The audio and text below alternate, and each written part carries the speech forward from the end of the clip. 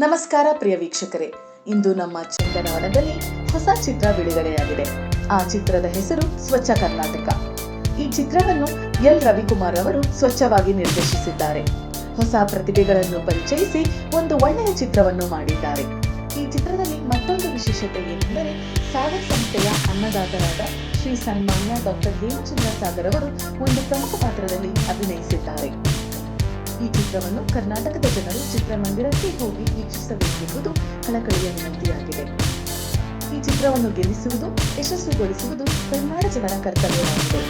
ಕಾರಣ, ಈ ಚಿತ್ರದಲ್ಲಿ ಅದ್ಭುತವಾದ ಸಂದೇಶವಿದೆ. ಇವರ ಈ ಹೊಸ ಪ್ರಯತ್ನಗಳನ್ನು ನಡೆಸುವ ಮೂಲಕ ಮತ್ತಷ್ಟು ಒಳ್ಳೆಯ ಚಿತ್ರಗಳನ್ನು ಮಾಡಲು ಶಕ್ತಿ ಹುಮ್ಮಸ್ಸನ್ನು ತುಂಬುವುದು. ಮತ್ತೊಮ್ಮೆ ಸ್ವಚ್ಛ ಕರ್ನಾಟಕ ಚಿತ್ರತಂಡಕ್ಕೆ ಆಲ್ ದಿ ಬೆಸ್ಟ್ ಹೇಳುತ್ತಾ ಅಭಿನಂದನೆಗಳನ್ನು ಸಲ್ಲಿಸಿದರು.